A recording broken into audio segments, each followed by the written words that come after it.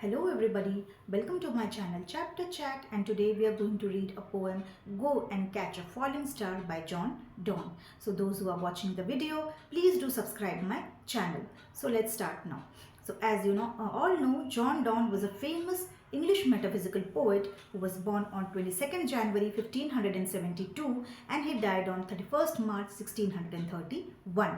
And he was known for his love poems, sonnet, elegies, and his famous works are The Flea and The Good Morrow. And this particular poem, it is a 27 lines poem and it was published in 1633, and the rhyme scheme is AB AB C C D D D. और इस poem का जो main theme है वो क्या है? Women's infidelity. तो poet को ऐसे लगता है कि विमेन जो होती हैं वो कभी भी फेथफुल नहीं होती हैं, कभी ट्रुथफुल नहीं होती हैं. उनको लगता है जो ब्यूटीफुल वुमेन होती है, जो खूबसूरत लेडीज़ होती हैं, गर्ल्स होती हैं, वो हमेशा धोखेबाज होती हैं. वो आपको रियल ट्रू लव करने वाली विमेन आपको कहीं भी नहीं मिलेगी. और ये जो पूरा पोएम है, इस पूरे पोएम में उन्होंने इसी बात पे उनका पोएम ये डेडिकेटेड है to all the women, all the beautiful women, कि वो कहना चाहते हैं कि women you are beautiful but you are not truthful. जो जितनी सारी खूबसूरत गर्ल्स हैं, विमेन हैं, वो बहुत खूबसूरत होती हैं बट वो लॉयल नहीं होती, वो ट्रुथफुल नहीं होती, वो धोखा दे के चली जाती हैं. So let's start the poem now. अब हम पोएम पढ़ेंगे और आगे इसके बारे में देखेंगे कि पोएट क्या कहना चाहते हैं. So go and catch a falling star.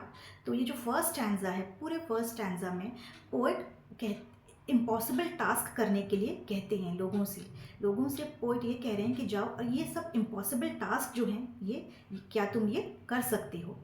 So go and catch a falling star.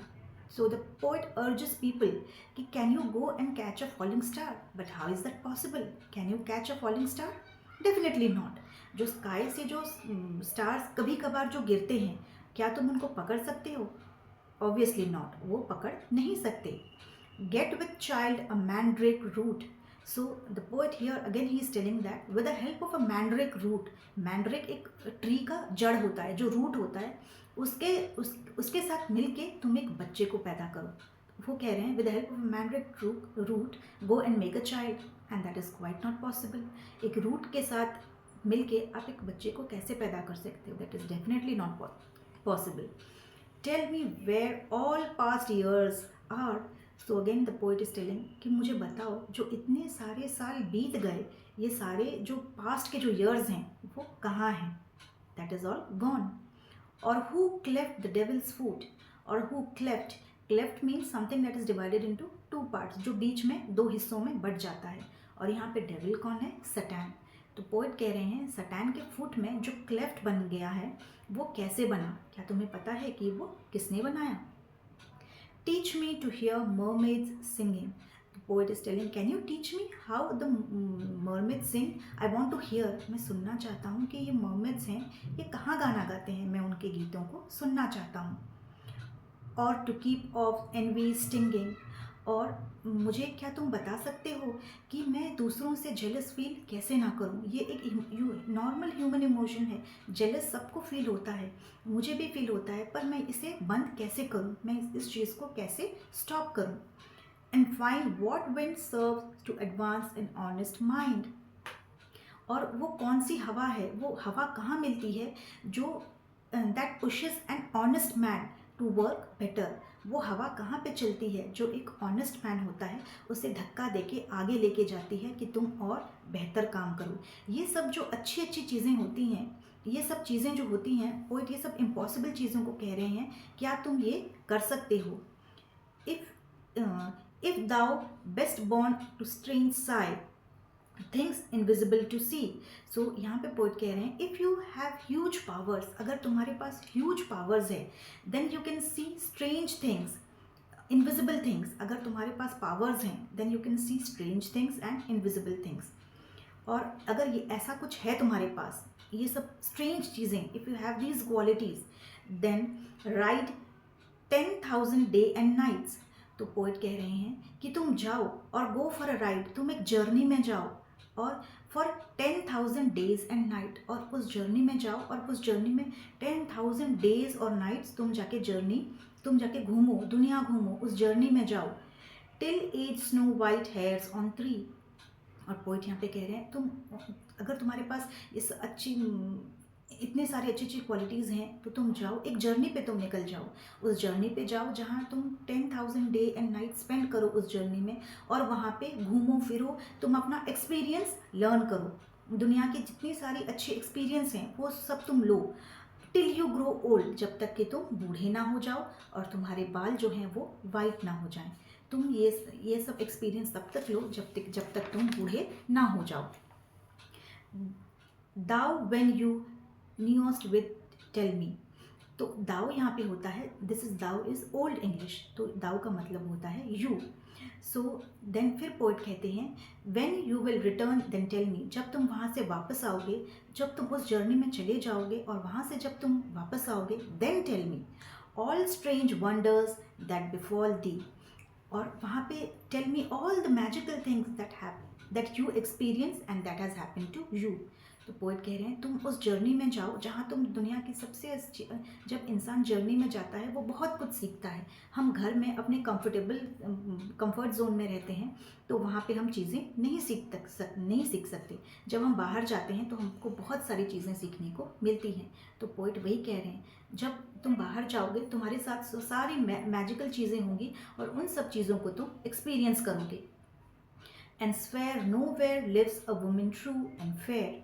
और तुम जब जाके बाहर देखोगे और तुम आके फिर then you will tell me, you will swear, तब तुम प्रॉमिस करके मुझे बोलोगे कि there where lives a no woman true and fair. तब तुम्हें पता चलेगा कि कोई भी विमेन ऐसी नहीं है जो ट्रू है और ब्यूटीफुल है, जो सच्ची है और बहुत खूबसूरत है। तो पोइट यहाँ यही कहना चाहते हैं that the truth is that you cannot, there is no woman on earth who is beautiful and loyal at the same time। तो पोएट का कहने का इतना सब कुछ बोलने का ये था कि इतनी सारी चीज़ें इम्पॉसिबल थिंग्स हैं, और तुम अगर एक जर्नी में जाओगे भी, बहुत सारी दुनिया घूमोगे, सब कुछ करोगे, तुम सारी दुनिया घूम के आओगे, सारी नॉलेज लोगे, पर तुम्हें कहीं भी एक ऐसी वुमेन नहीं मिलेगी जो ब्यूटीफुल भी होगी और ट्रूथफुल या लॉयल होगी। मतलब ब्यूटीफुल एंड लॉयल्टी, ये दोनों क्वालिटीज़ तुम्हें एक साथ एक विमेन में कभी भी नहीं मिल सकती। If you finds one let me know. फिर वो कहते हैं अगर कोई एक ऐसी विमेन तुमको मिलती है तो मुझे ज़रूर बताना। सच अ पिलग्रिमेज व स्वीट। तो वो इस चीज़ को, एक ब्यूटीफुल विमेन जो ब्यूटीफुल भी है और लॉयल भी है, उसको वो एक पिलग्रिमेज के साथ कंपेयर कर रहे हैं। और वो कह रहे हैं if you see that woman that will be equal to a pilgrimage. अगर तुम्हें एक ऐसी वुमेन मिलती है जो ब्यूटीफुल भी है और लॉयल भी है, then she is equal to a pilgrimage, क्योंकि ऐसी वुमेन मिलना बिल्कुल इम्पॉसिबल है, वो नामुमकिन है। Yes I do not, I would not go, so let it be. फिर वो कहते हैं ओके छोड़ो, let it be, I will not go. छोड़ो, मुझे उस विमेन को देखना नहीं है। अगर वो एक ऐसी विमेन है भी कहीं पे भी, फर्स्ट ऑफ ऑल ये तो इम्पॉसिबल है ऐसी विमेन मिलना, और अगर ऐसी विमेन मिलती भी है तो let it go, I don't want to go and see her. Though at next door we might meet. हो सकता है कि नेक्स्ट डोर में वो रहती हो और शायद हम मिल भी जाएं, हम मिलें भी। Though she was true when you met her. ऐसा हो सकता है कि एक विमेन हो जो ब्यूटीफुल भी हो और लॉयल भी हो और तुम उससे मिले हो। And last till you write your letter. और जब तुम एक लेटर मुझे लिखोगे कि हाँ पोएट, मुझे एक ऐसी विमेन मिली है जो ब्यूटीफुल भी है और लॉयल भी है, जब तुम ये लेटर मुझे लिखोगे कि ऐसी विमेन मुझे मिली थी जिनमें ये दोनों क्वालिटीज़ थी। When you will write letter to me and yet she will be। और जब तक तुम ये लेटर लिखोगे तब तक वो फेथफुल होगी। एट दैट पॉइंट, जब तुम ये लेटर लिख रहे होगे उस पॉइंट तक वो विमेन फेथफुल होगी। False ere I come to know or three. But फिर ये लास्ट लाइन में पोइट कहते हैं by the time I will get that letter and go to meet her. जब तक ये लेटर मुझे मिलेगा और मैं जब तक ये लेटर पढ़ूंगा और मैं उस विमेन से जाऊंगा मिलने के लिए, by that time she would have received 2 false and come 2 or 3। और जब तक ये लेटर मुझे मिलेगा, मैं पढ़ूंगा और फिर मैं उस विमेन से मिलने जाऊंगा, तब तक वो जो विमेन होगी जिसे तुम फेथफुल और लॉयल दोनों क्वालिटीज़ हैं बोल रहे हो, तब तक वो 2-3 लड़कों को धोखा दे चुकी होगी। तो this is the last line. तो पोइट ये कह रहे हैं कि ऐसी अगर कोई विमेन तुम्हें मिलेगी और तुम मुझे लेटर लिखोगे और मैं जाऊंगा उससे मिलने के लिए, जब तक मुझे लेटर मिलेगा और मैं पढ़ूंगा और उससे मिलने जाऊंगा, तब तक वो 2-3 लड़कों को धोखा ऑलरेडी दे चुकी होगी। So this is the end of the poem. तो इस पोएम का जो मेन थीम है वो है विमेन इनफिडेलिटी।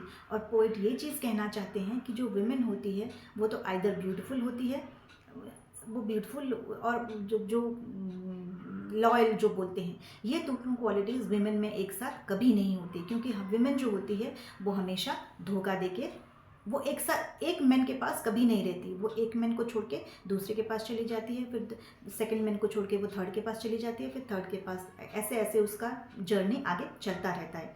वो एक ही आदमी के साथ कमिटेड होके, डिवोटेड होके वो कभी भी नहीं रहती है। तो ये पोएट का उनका जो आउटकम है विमेन के बारे में, उन्होंने अपना व्यूज़ इस पोएम में लिखा है। So this is the end of the poem. I hope आपको पोएम समझ में आया हो। Please do right me on the comment section कि आपको पोएम कैसा लगा, and please do subscribe my channel. Thank you.